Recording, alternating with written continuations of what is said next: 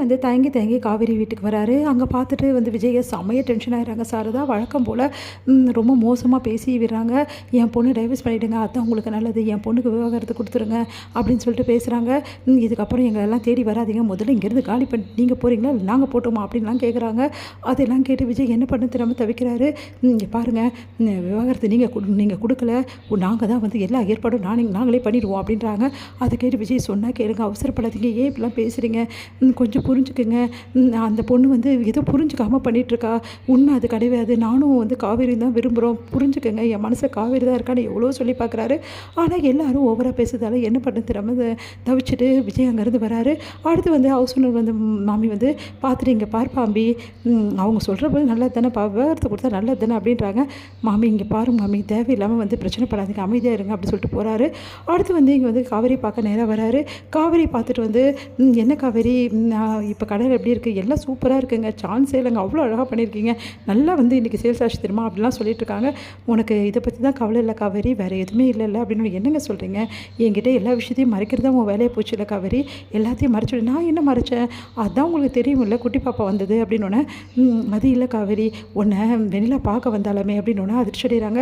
உங்களுக்கு எப்படி தெரியும், இப்போ தான் உங்கள் வீட்டுக்கு போயிட்டு வரேன். எங்கள் வீட்டுக்கா, என்ன சொல்கிறீங்க, ஆமாம் நான் போயிட்டு வந்தோன்னே அவங்க வந்து எப்படி பேசினாங்க தெரியுமா, இந்த வெண்ணிலா அங்கேயும் போயிருக்கா அப்படின்னு அதிர்ச்சி அடைகிறாங்க. நடந்த விஷயத்தெல்லாம் ஒன்று ஒன்றா விஜய் வந்து சொல்லிட்டு இருக்காரு. ஏன் காவேரி என்கிட்ட சொல்லலை, வெண்ணிலா உன்னை வந்து பேசியிருக்கான்னு ஏன் நீ சொல்லலைன்னு.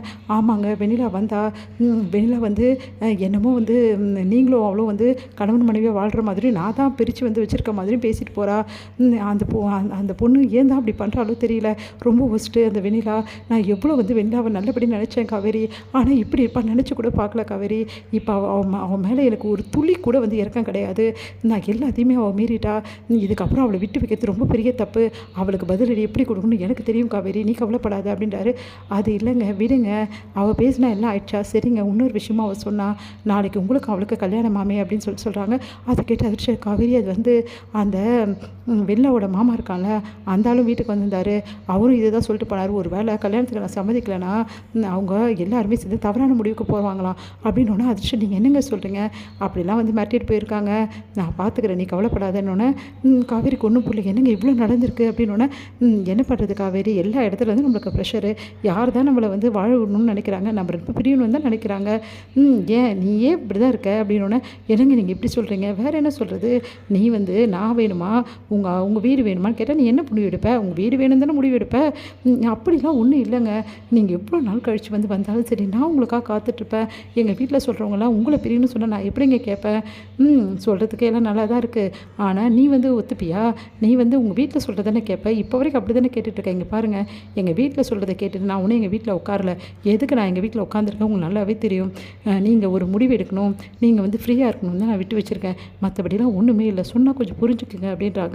சரி காவேரி, இப்போ என்ன தான் பண்ணலாம், ஒரே ஒரு எனக்கு வந்து சத்தியம் மட்டும் பண்ணி கொடு, என்னங்க அப்படின்னோடனே, நீ எக்காரணம் கொண்டும் சரி உங்கள் வீட்டில் சொல்கிறத நீ கேட்கக்கூடாது, இந்த விஷயத்தில் நீ டைவர்ஸ்லாம் போகவே கூடாது, ஏங்க சத்தியமாக நான் அதெல்லாம் பண்ண மாட்டேங்க, என்னங்க நீங்கள் இப்படிலாம் யோசிக்கிறீங்க, நான்லாம் அப்படி பண்ணுவேண்ணா, உங்களுக்காக காத்துட்ருப்பேங்க அப்படின்றாங்க.